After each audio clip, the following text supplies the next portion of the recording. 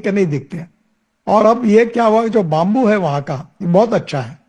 और अब ये अगरबत्ती की जो काड़ियां बनती है वो 6,000 करोड़ की इकोनॉमी बाम्बू लगता है। और ये बाम्बू हमारे पास केवल आसाम में है। तो जोगिदोपा में जहाज में डालकर ये बाम्बू वाराणसी आएगा, और वाराणसी से उत्तर प्रदेश से लेकर साउथ तक ये बाम्बू अगर जाएगा तो लॉजिस्टिक कॉस्ट काफी कम होगी। अमिताभ जी, मैं आपको बताना चाहता हूं कि रोड पर जाएंगे तो 8 से 10 रुपए अगर फॉर एग्जाम्पल अगर कॉस्ट लगेगी, तो रेलवे से जाने के लिए 6 रुपए लगती है, और पानी से जाने के लिए 1 रुपया लगती है। तो ये मल्टी मॉडल लॉजिस्टिक पार्क जो है जोगिदोपा का, इसके साथ हम ब्रह्मपुत्रा पर और भी अनेक जगह पर एक जेटीज डेवलप कर रहे हैं। पांडु जेटी भी डेवलप हुई है।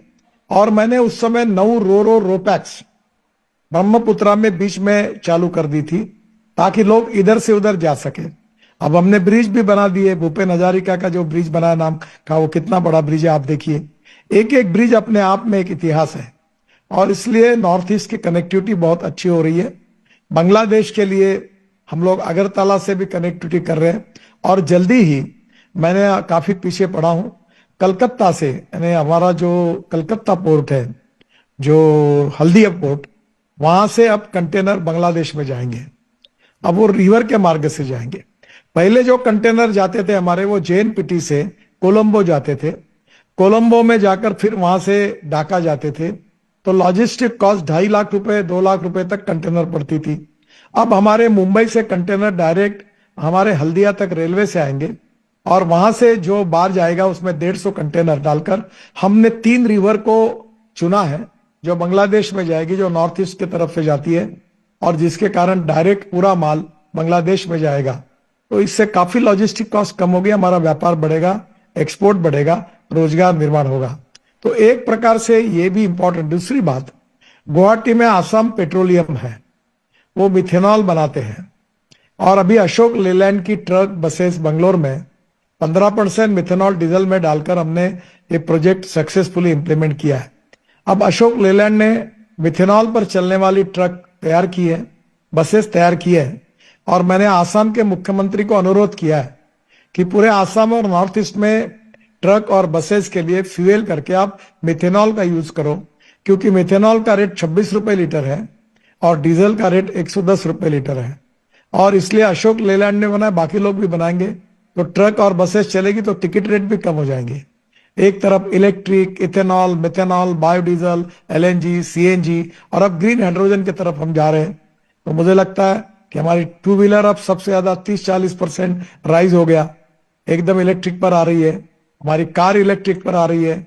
हमारी एग्रीकल्चर इक्विपमेंट, ट्रैक्टर अब हमारा फ्लेक्स इंजन पे इथेनॉल पर आ रहा है, इलेक्ट्रिक पर आएगा, आ रहा है।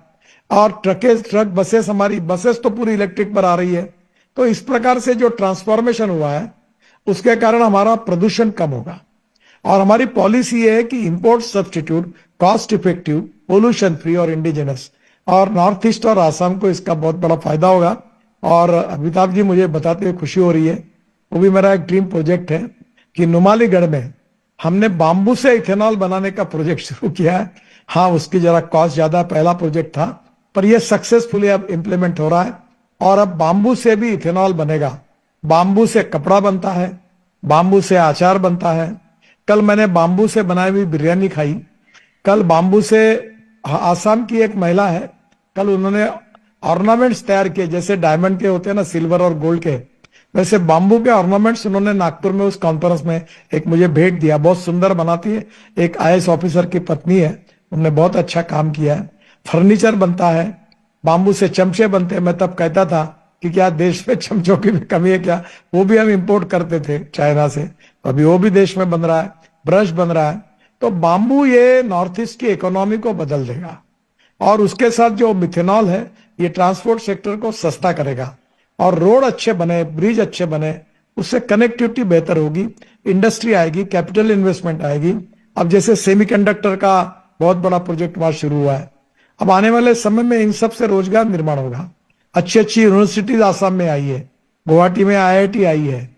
और इस प्रकार से शिक्षा क्षेत्र हो, स्वास्थ्य क्षेत्र हो, रोड इंफ्रास्ट्रक्चर हो, इंडस्ट्रियल डेवलपमेंट हो, एग्रीकल्चर हो, वाटरवेज हो, हाईवेज हो, सब में जिस प्रकार से बदल हुआ है, तो आप महसूस करोगे कि हमारी सरकार आने के पहले नॉर्थ ईस्ट और हमारी सरकार आने के बाद जो नॉर्थ ईस्ट है उसमें बहुत बड़ा बदल हुआ है। और मैं गुवाहाटी में आकर अभी आज आपके कॉन्फ्रेंस के समय ही रिव्यू मीटिंग करने वाला था नॉर्थ ईस्ट की, पर मेरी प्रकृति की थोड़ी प्रॉब्लम आने के कारण मैं नहीं आ पाया। पर मैं 15 एक दिन में ही नॉर्थ ईस्ट में आकर सब स्टेट का रिव्यू करूंगा और निश्चित रूप से वहां के काम को और गति दूंगा और करीब करीब 4 से 5 लाख करोड़ के नए काम आने वाले 2-3 साल के लिए फिर नॉर्थ ईस्ट के लिए हम मंजूर करेंगे और नॉर्थ ईस्ट की तस्वीर को हम बदल देंगे, ये मैं आपको विश्वास देना चाहता हूं। गडकरी जी, हमारा जो रोड है, सड़क है, कम्युनिकेशन के लिए, इंडस्ट्रियलाइजेशन के लिए इम्पोर्टेंट है। तीसरा एक इम्पोर्टेंट पॉइंट भी है, डिफेंस पर्सपेक्टिव। सो हमारा एक पुराना वाला 2-3 सड़कें हैं जो डिफेंस एंगल से बहुत इम्पोर्टेंट है, लाइक गुवाहाटी के पास से नॉर्थ बैंक पे एक all weather 4 laning road to Baihata Sariali से तेजपुर का 2 बार सर्वे भी हुआ है। आपने एक बार जिक्र भी किया है कि ये भी होगा, शायद ये अभी तक कुछ इतना आगे नहीं बढ़ा है। और दूसरा इम्पोर्टेंट है कि connecting Guwahati north east India का जो स्टेट कैपिटल से इससे जुड़ने के लिए अभी भी सम पैचेस थोड़ा सा काम नहीं हो रहा है। So is there any plan to prioritise this projects? नहीं, वो जो प्रोजेक्ट है थोड़ा डिटेल में मेरे लिए डिस्कस करने में थोड़ा अड़चन है, क्योंकि वो डिफेंस के साथ जुड़ा हुआ प्रोजेक्ट है, पर उसको गंभीरता से विचार हो रहा है। और मैं आपको बताना चाहूंगा कि ये सब प्रोजेक्ट्स है, ये बहुत इंपॉर्टेंट है। जैसे आसाम में ढोला साड़िया ब्रिज, ये 28 किलोमीटर है, 2000 करोड़ का पूरा हुआ है। कनेक्टिविटी ढोला और साड़िया के बीच में 4.5 घंटे लगते थे, अब 30 मिनट में हुआ है। Multi modal logistic park Jogighopa, ये लगभग सितंबर में 2024 में पूरा हो जाएगा। ये घुबरी बुलवाड़ी 4 लेन ब्रिज, ये 5000 करोड़ का है, 71% पूरा हुआ है। घुबरी से बुलवाड़ी का यात्रा समय 6 घंटे से 30 मिनट हो जाएगा। माजुली जोराट ब्रिज, ये 28.2 किलोमीटर है, 1400-1500 करोड़ का, 30% कंप्लीट हुआ है। हम लोग जल्दी इसको पूरा करने का कोशिश करेंगे। इसमें माजुली द्वीप के साथ सीधी कनेक्टिविटी प्रदान की जाएगी और इसके साथ ये केवल 30 मिनट रहेगा। फिर नुमालीगढ़ डिब्रूगढ़ 4 लेन कॉरिडोर 186 किलोमीटर, ये 5721 करोड़, 92% कंप्लीट हुआ है। इमरजेंसी लैंडिंग फैसिलिटी है यहाँ प्रधानमंत्री भी हवाई जहाज उतरा है, ये आपने देखा है। नुमालीगढ़ से डिब्रूगढ़ का समय 5 घंटे से 2.5 घंटे होगा। गुवाहाटी रिंग रोड 121 किलोमीटर, ये भी बहुत इंपॉर्टेंट कंप्लीट, 5% कंप्लीट हुआ है। ये पश्चिम बंगाल और बिहार की ओर जाने वाले ट्रैफिक को गुवाहाटी में प्रवेश किए बिना सिलचर की ओर लेके जाएगा। काजीरंगा नेशनल पार्क का एलिवेटेड रोड है, मैंने कहा कि यह भी जल्दी शुरू हो जाएगा, जो नुमालीगढ़ रिफाइनरी के लिए कनेक्टिविटी प्रदान करेगा। बसनघाट मोरीगांव भूरागांव खारूपेटिया 2 लेन पे ब्रह्मपुत्रा पुल, ये 39 किलोमीटर का 4000 करोड़ का अपकमिंग प्रोजेक्ट है। ये आसाम को भारत भूटान सीमा के लिए कनेक्टिविटी करेगा। अंडर वाटर टनल जो ट्विन टनल है, ये अभी मैंने 12,000 करोड़ बताया था, ये 19,000 करोड़ की है। ये गोहपुर से नुमालीगढ़ जो 6 घंटे लगते हैं वो 30 मिनट में होगा। आसाम से अरुणाचल सिर्फ 1 घंटे में पूरा होगा। और ये under water road cum rail tunnel है, इसमें रेल भी है रोड भी है और ये सेकंड इन द वर्ल्ड है, यानी वर्ल्ड का ये इस प्रकार का दूसरा प्रोजेक्ट है कि जो ब्रह्मपुत्रा के अंदर से, और ये जो कीमत है ये अभी 19,000 करोड़ हुई है। ये आसाम की जनता सपने में भी नहीं कल्पना कर सकती है। ऐसे ये प्रोजेक्ट हमने आसाम के लिए लिए और बाकी भी प्रोजेक्ट लगातार ले रहे हैं। और एक लैंडस्लाइड्स का प्रॉब्लम था, जैसे हमने ब्लैक स्पॉट आइडेंटिफाई किए हैं वैसे लैंडस्लाइड्स पे स्पॉट आइडेंटिफाई किए पहाड़ी क्षेत्र में, और वहां भी काम हमने लिया है और वो भी काम चल रहा है। बहुत जगह पर हमें काफी जगह पर अड़चने आई थी, पर एनएचआई डीसीएल है, एनएचआई है, सबके माध्यम से क्वालिटी इंफ्रास्ट्रक्चर तैयार करने की हमारी कोशिश है।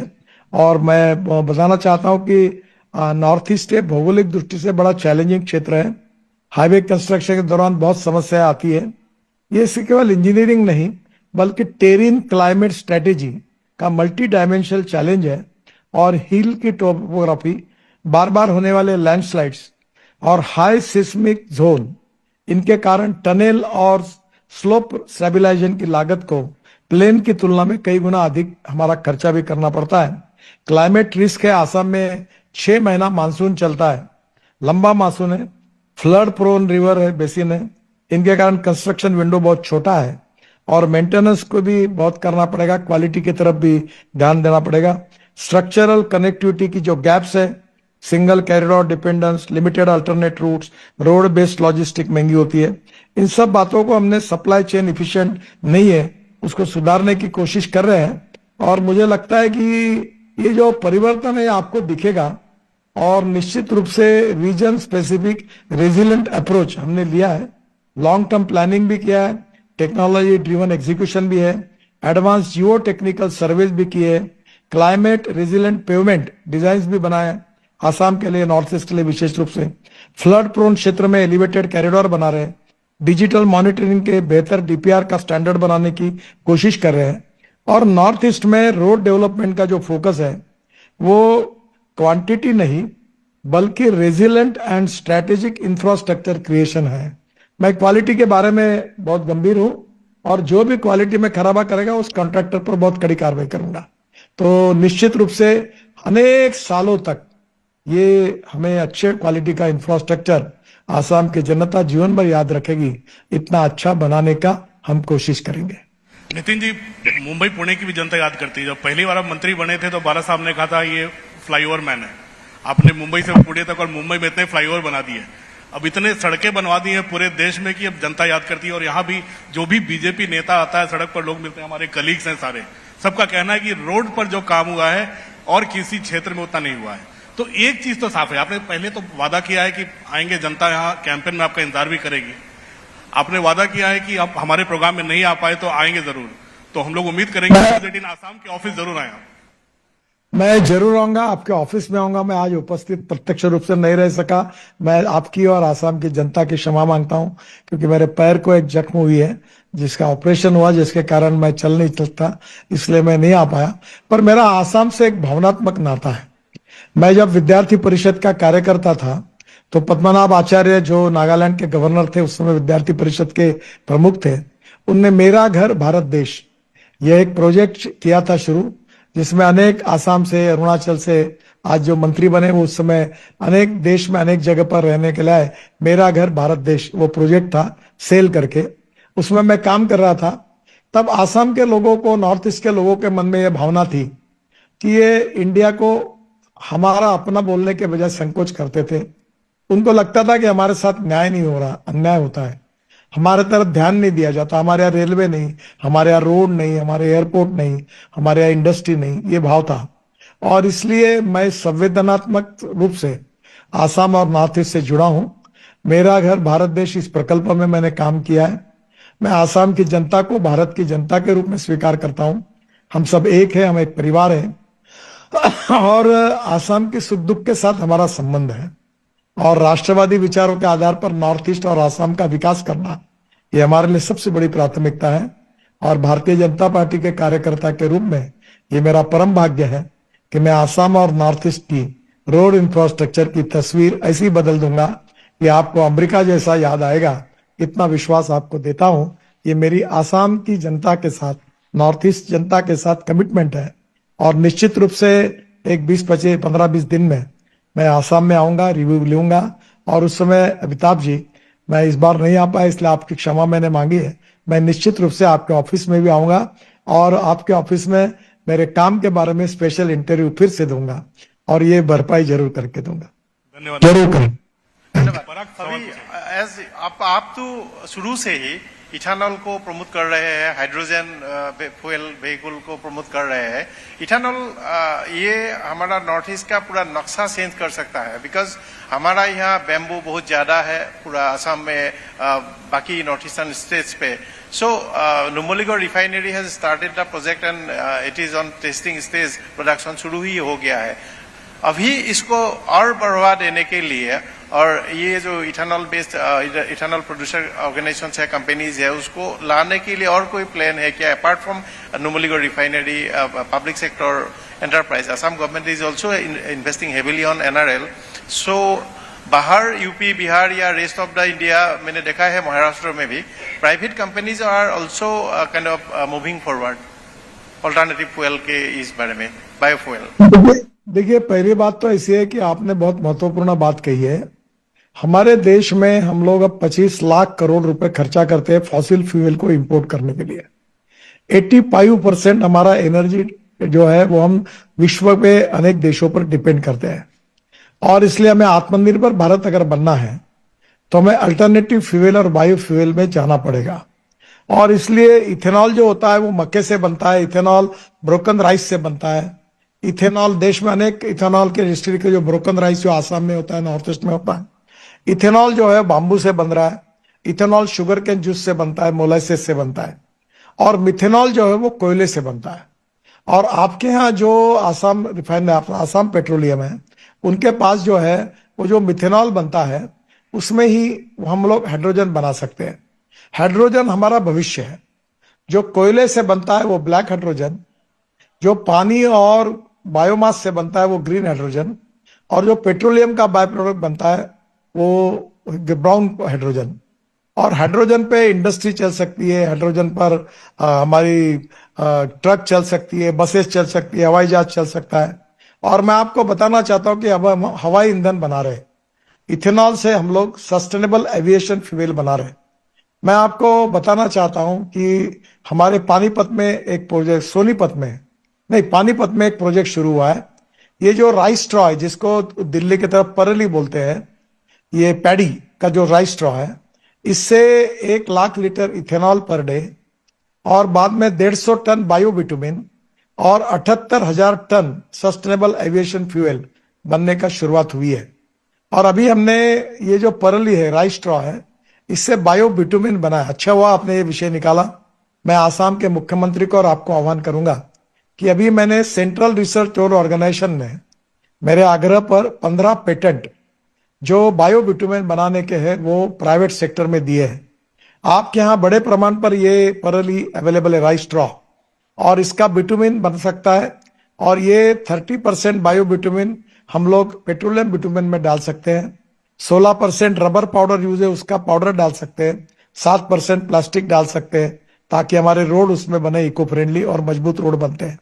तो आसाम में जो टेक्नोलॉजी है उसका उपयोग करके अल्टरनेटिव और बायोफ्यूल में भी बहुत काम हो सकता है। अभी सेमीकंडक्टर आए तो धीरे धीरे ऑटोमोबाइल इंडस्ट्री आने की भी संभावना होगी। मिथेनॉल भी वहां है, इथेनॉल भी होगा।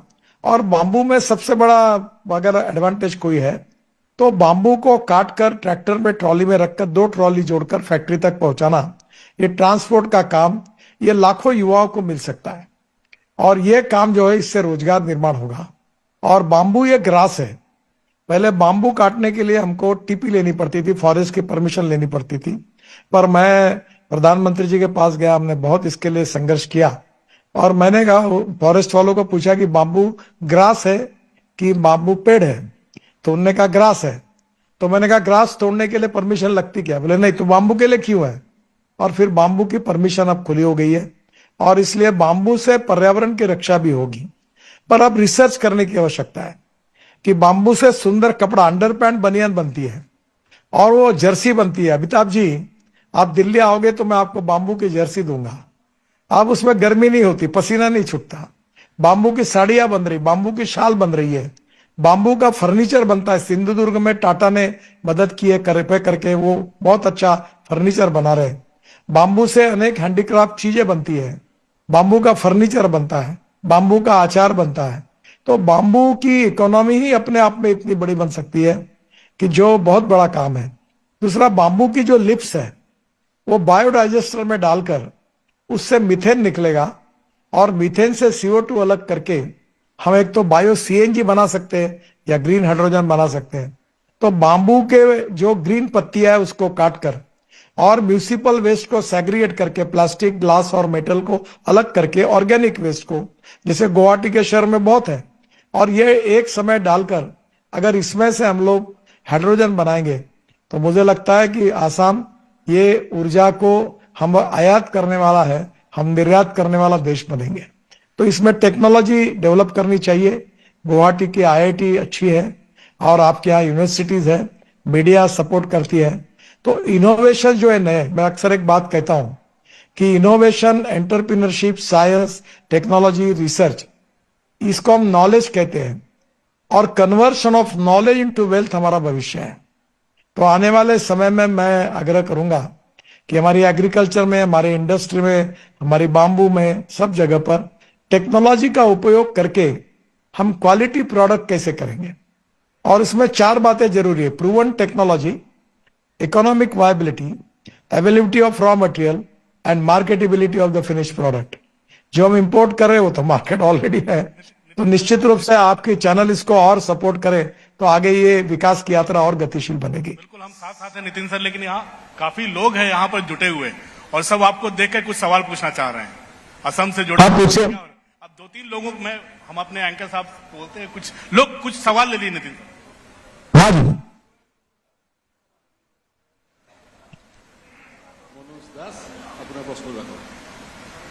Sir, myself Manoj Das. I was Director of Indian Institute of Entrepreneurship, also in Netflix. I would like to ask you one thing. Why Government of India is not thinking about introducing a new Northeast local time? Even Bangladesh is half an hour ahead of us. I think, sir, we should have at least 1.5 hour, 1 hour ahead of IST, Indian Standard Time, so that we can save daylight. Thank you, sir. Sir, your question is very important, but unfortunately it is not related with my ministry. But you give me the details. I will try my level best to contact the concerning minister and I will try to resolve that issue. Presently it is not related to my ministry, but whatever you are demanding, I will take it to the central government for consideration. Thank you. Gadkari ji, एक important issue है। हम लोग देश के बाकी हिस्सों से जुड़ा हुआ है सिलीगुड़ी कॉरिडोर, चिकन नेक भी बोलते हैं। बार बार जब कोई इश्यूज प्रोटेस्ट वगैरह होता है तो ये मुद्दा आता है कि चिकन नेक को कुछ लोग डिस्कनेक्ट करना चाह रहे हैं। रेलवे मिनिस्ट्री पिच कर रहे हैं underground tunnel underground railway tracks के लिए। सो अभी जो सिलीगुड़ी कॉरिडोर कनेक्टेड रोड्स है वो सोता पड़ जा रहा है। बहुत दिनों से एक डिमांड है डेडिकेटेड फ्रेट कॉरिडोर या एक्सपांशन ऑफ द रोड, हो सके तो टनल होने से भी डिफेंस पर्सपेक्टिव से भी इम्पोर्टेंट होगा। So is there any plan, कोई ऐसा प्लान है? एक बात जरूर है कि बीच में बांग्लादेश से कुछ रोड का उपयोग करके इस प्रकार की एक रोड की योजना थी और मैं वो करना भी चाहता था। उस समय बांग्लादेश से हमारे बहुत अच्छे रिलेशंस भी थे, पर ये विषय जो है ये फॉरेन मिनिस्ट्री के साथ जुड़ा हुआ है। फिलहाल परिस्थितियां आपको पता है और इसलिए जब उनकी अनुमति मिल जाएगी तो थोड़ा उनके रोड नेटवर्क का उपयोग करके ये कनेक्टिविटी एकदम हम शॉर्ट कर सकते हैं। पर हमने ब्रह्मपुत्रा पर जगह जगह पर जो ब्रिजेस बनाए, जो इमेज टनल बनाई है, उसके कारण हम डिस्टेंस को कम करते जा रहे हैं।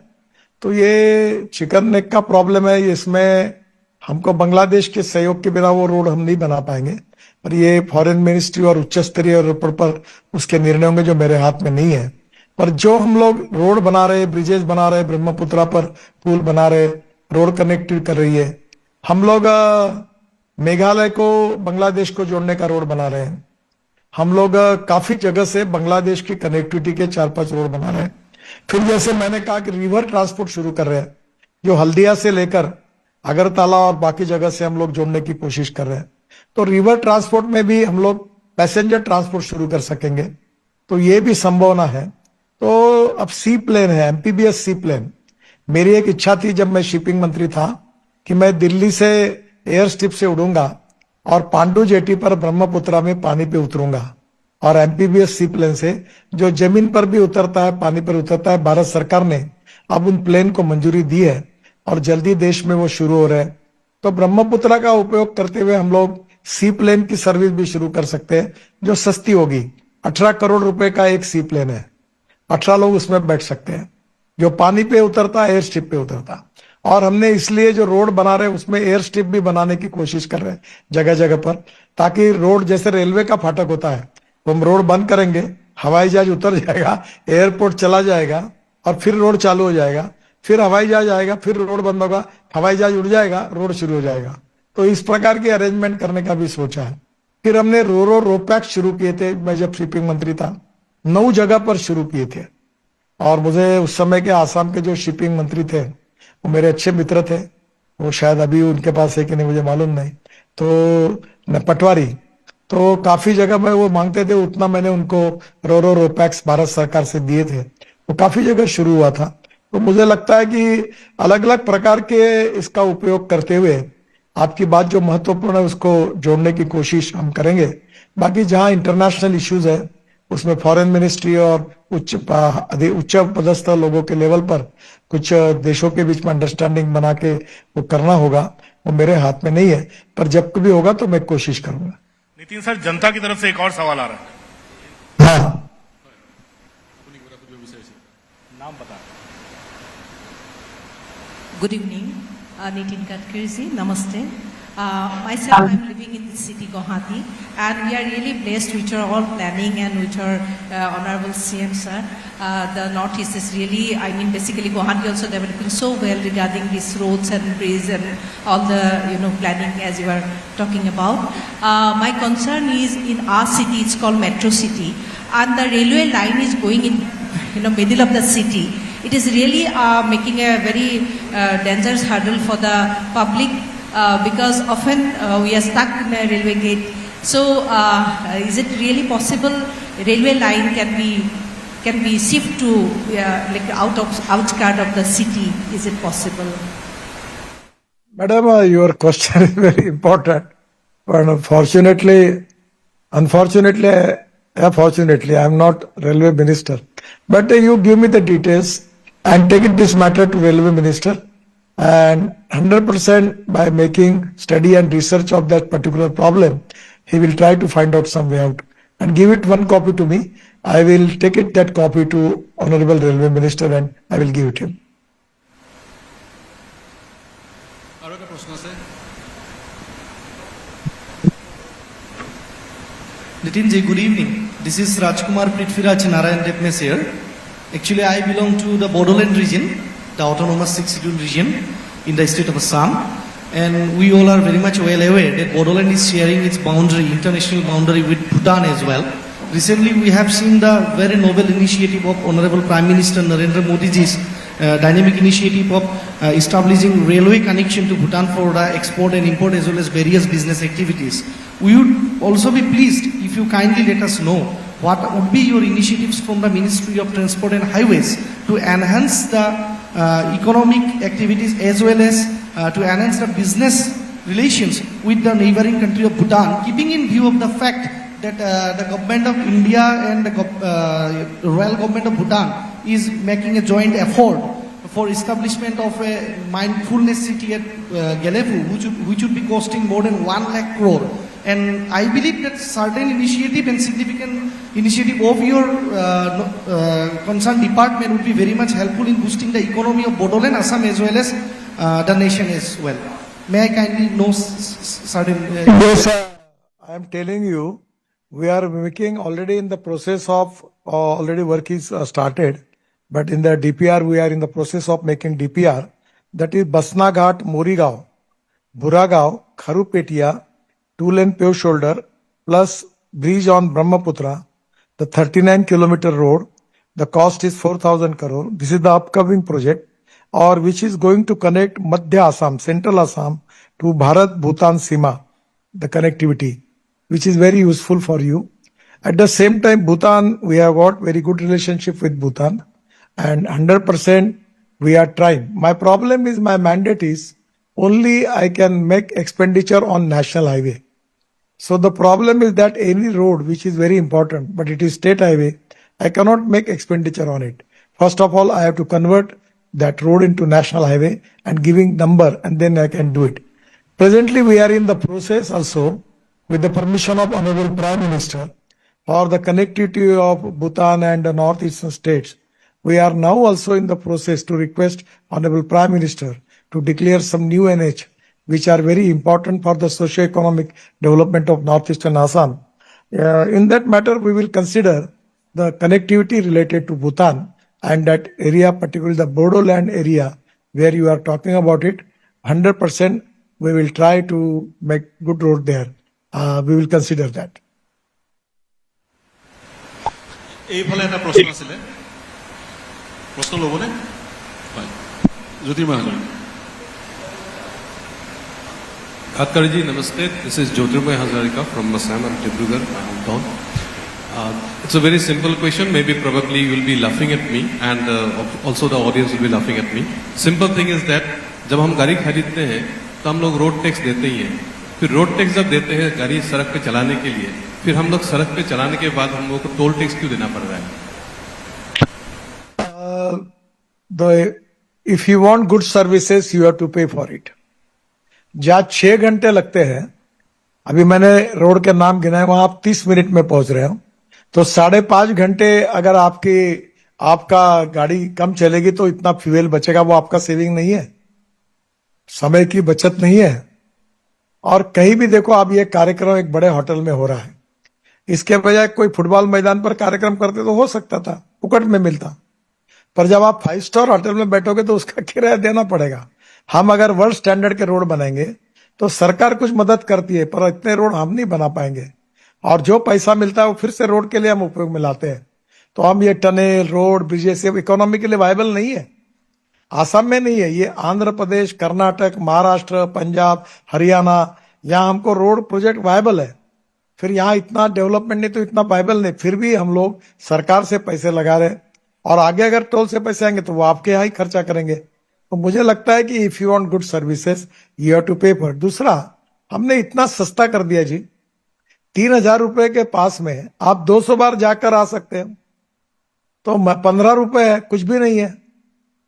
अब रोड साइड एम्यूनिटीज बनाएंगे, अच्छे रेस्टोरेंट बनाएंगे, आपके लिए सब प्रकार की सुविधाएं देंगे, अच्छी अच्छी बातें करेंगे, तो कहीं ना कहीं आपका प्रवास बहुत अच्छा होगा, समय बचेगा, फ्यूल बचेगा. थोड़ा बहुत आपने भी इसके लिए थोड़ा बहुत कंट्रीब्यूट करना चाहिए.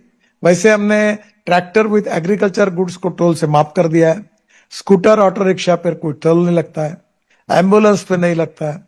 तो मेरा आपसे रिक्वेस्ट है कि अब हमने आपको भी वो 3,000 रुपए का पास दे दिया, तो 200 बार आप टोल क्रॉस कर सकते हैं, वो नहीं के बराबर है. केवल ट्रक से हम लोग टोल लेंगे तो वो उनकी लॉजिस्टिक कॉस्ट भी कम हो रही है. जहां अभी दिल्ली से मुंबई जाने के लिए उनको 3 दिन लगते थे, अब वो 24 घंटे में जा रहे हैं. तो 2 दिन ट्रक का पहले पहुंचता है, फ्यूल बचता है, तो थोड़ा बहुत टोल के रूप में हमको देंगे तो हम और ज्यादा ऐसे रोड बनाने पाएंगे. तो मुझे लगता है इस बात को समझिए, ये कोई आपके ऊपर भुर्दंड नहीं है, वो भी हमने इतना कम कर दिया है कि अब तो कार वालों के ऊपर वो नहीं के बराबर हो गया है. गडकरी सर, अब आपसे बात करने का सिलसिला लगता है खत्म होगा ही नहीं जब हम लोग चालू रहेंगे. तो समापन करते हुए एक सवाल आखिरी. डबल इंजन की सरकार थी, आपने बहुत सारी योजनाएं बनाई, विजन दिया, हिमंता विश्व शर्मा जी ने सबको इंप्लीमेंट कर लिया. अब चुनाव का समय है, आशीर्वाद है ना, पार्टी जीत रही है. देखो, हमारा पूरा साथ है. और मैं आपको एक बात बताऊंगा, थोड़ा सा मैं स्ट्रिक्ट हूं. मैं जब रिव्यू मीटिंग लेता हूं तो कोई अगर लैंड एक्विजिशन बराबर नहीं हुआ, कुछ प्रॉब्लम अटके हुए रहते, तो मैं अधिकारी को और मंत्रियों को भी डांट पिलाता हूं, और बोला मैं तुम्हारा काम नहीं करूंगा. तो जैसे मैं रिव्यू मीटिंग करता हूं तो हमारे गुवाहाटी रिंग रोड बड़े बड़े प्रॉब्लम लैंड एक्विजिशन के बहुत इफिशिएंटली आसाम के मुख्यमंत्री जी ने ध्यान दिया और सब प्रॉब्लम सॉल्व करके दिए, और इसी कारण अब रोड की स्पीड बढ़ा पा रहे. और मैं उनको विशेष रूप से धन्यवाद दूंगा कि वो स्पेशली इसका मॉनिटरिंग करते हैं और जहां अड़चने वो रिजॉल्व करते हैं. ये बहुत बड़ी उपलब्धि है, जिसके कारण ही हम ये सब स्पीडीली सब प्रोजेक्ट करने में कामयाब हुए हैं. इतना काम हुआ है नितिन जी, तो एंटी इनकम्बेंसी को हरा के पार्टी जीत रही है फिर से यहाँ आसाम में. निश्चित रूप से जीतेंगे, पॉजिटिव वोट मिलेगा. इतने रोड बनाएंगे हम, इतनी टनल बना रहे. आप मुझे बताइए कि क्या आसाम के लोगों ने सपने में भी कभी सोचा था क्या कि इतना काम होगा? गुवाहाटी रिंग रोड बनेगा, कभी सपने में सोचा था किसी ने? क्या ये काजीरंगा के ऊपर इतना बड़ा एलिवेटेड रोड बनेगा, सोचा था किसने? ये ब्रह्मपुत्रा के अंदर 19,000 करोड़ की इमेज टनल बनेगी, किसी ने सोचा था? क्या इतने एयरपोर्ट बनेंगे, इतने रेलवे आगे तक आएगी, कभी सोचा था? हमको किए हुए काम के आधार पर पॉजिटिव अप्रोच में वोट चाहिए. हम देश के भविष्य को बदलना चाहते हैं, युवाओं के लिए रोजगार निर्माण करना चाहते हैं, ग्रोथ रेट बढ़ाना चाहते हैं, गांव गरीब मजदूर किसान का कल्याण करना चाहते हैं, आत्मनिर्भर भारत बनाना चाहते हैं, विश्वगुरु बनाना चाहते हैं, और प्रधानमंत्री के नेतृत्व में हम भारत को दुनिया की तीसरी अर्थव्यवस्था बनाना चाहते हैं. और नॉर्थ ईस्ट और असम का विकास किए बिना वो थोड़ी बनने वाला है। तो हम ये करेंगे, इसके लिए हमको पॉजिटिव रूप में वोट देना चाहिए, ये हम लोगों से कहेंगे। गडकरी जी, लास्ट क्वेश्चन, एक दो डार्क स्पॉट्स है, ब्लैक स्पॉट्स है असम में अभी भी।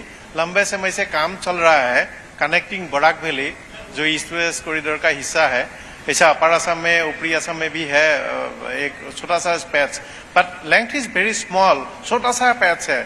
आजकल तो आपका डिपार्टमेंट एक रात में ही 100 किलोमीटर से ज्यादा का काम कर के रिकॉर्ड भी बनाया है। सो वी आर वेटिंग, हम लोग का ये आशा है कि ये भी जल्द खत्म होगा और 100% जो कनेक्टिविटी वो शुरू हो जाएगा। बिल्कुल, हम लोग ये ब्लैक स्पॉट को प्रायोरिटी देंगे। और एक अच्छी बात मैं आपको बताऊंगा कि हमने एक नई योजना शुरू की है कि जब कोई एक्सीडेंट होता है तो जो व्यक्ति कोई हेजिटेट ना करे, हम कोई पुलिस उसको तकलीफ नहीं देगी, हमने कानून में सुधार किया है। और उसको अगर हॉस्पिटल पहुंचाता है तो उसको राहवीर डिक्लेयर करके हम 25,000 रुपए का अवार्ड देंगे। और चाहे नेशनल हाईवे हो, स्टेट हाईवे हो, डिस्ट्रिक्ट रोड हो, शहर का रोड हो, कहीं भी एक्सीडेंट होता है तो जो भी रोड पर ये करेगा उसको ये अवार्ड मिलेगा। और जिस भी हॉस्पिटल में एडमिट करेगा तो 7 दिन का खर्चा, मिनिमम 7 दिन का खर्चा, मैक्सिमम 1.5 लाख रुपए तक हम खुद अपने तरफ से उनको देंगे। हमने उसकी वेबसाइट तैयार की है ताकि लोगों की जान बचे। हमें एक रिपोर्ट मिला है कि एक्सीडेंट होने के बाद अगर तुरंत उनको हम लोग हॉस्पिटल तक पहुंचाते हैं तो 50,000 लोगों की जान हम बचा सकते हैं। दूसरी बात, आसाम में जितने ब्लैक स्पॉट्स है वो पूरे तरह रेक्टिफाई करने के मैंने आदेश दिए हैं। ये समझिए कि साल 1.5 साल के अंदर ये सब ब्लैक स्पॉट्स हम इंप्रूव करेंगे। जो लैंडस्लाइड्स हो रही है वो भी हम इंप्रूव करेंगे। जो बाढ़ के कारण पानी घुसता है, पुल दबते हैं, उसके भी सुधार कर रहे हैं। हम कोशिश कर रहे हैं कि ये समस्या का सामना लोगों को करने की नौबत ना आए। निश्चित रूप से इसके बारे में संवेदनशील भी है और ध्यान भी दे रहे हैं। डू यू सजेस्ट अभी 2026 पे पेट्रोल या डीजल व्हीकल खरीदने के लिए, क्योंकि आप लगातार बोल रहे हो कि petrol and diesel vehicle will be, cars will be future very खत्म हो जाएगा, नहीं रहेगा। मैंने कोई खत्म होने की बात नहीं की, पर मैं आपको पूछता हूं कि आपके पेट्रोल की गाड़ी पर अगर आप 30,000 रुपए खर्चा कर रहे हैं और इलेक्ट्रिक गाड़ी पे अगर 3,000 रुपए खर्चा होता है। अब इलेक्ट्रिक गाड़ी में जब शुरू हुई, जब मैंने पहली गाड़ी लॉन्च की थी, तब लिथियम आयन बैटरी की कीमत $150 पर किलोवाट पर आवर थी, जो आज $55 पर आई है। तो अब इलेक्ट्रिक कार, इलेक्ट्रिक स्कूटर की कीमत लगभग पेट्रोल की गाड़ी और स्कूटर के बराबर आएगी और आपका खर्चा इतना बचेगा और इंपोर्ट भी नहीं होगा, प्रदूषण भी नहीं होगा। Import substitute, cost effective, pollution free, और आपका पैसा भी बचेगा। तो 15,000 20,000 रुपए में ना आपकी बचत होगी।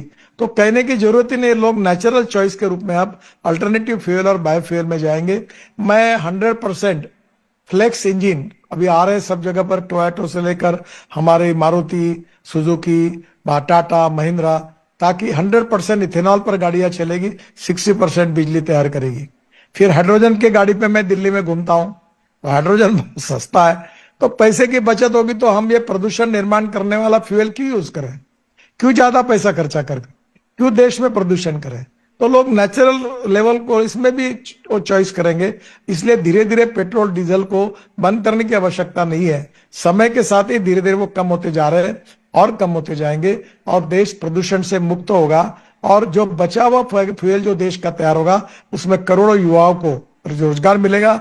और हमारा किसान अन्नदाता नहीं, ऊर्जा दाता, ईंधन दाता, अब बिटुमिन दाता और हाइड्रोजन दाता बनेगा। तो गांव, गरीब, मजदूर, किसान का कल्याण होगा। यही हमारा सपना है, उसी लाइन पर हम काम कर रहे हैं। गडकरी साहब, आप आए न्यूज 18 असम के इस कार्यक्रम में, बहुत बहुत धन्यवाद। नॉर्थ ईस्ट पर इतनी लंबी बात थी, शायद आपने भी नहीं की होगी और हम लोगों ने भी की होगी। बहुत बहुत धन्यवाद। Thank you. बहुत बहुत धन्यवाद, आपका आभारी हूँ। नमस्कार।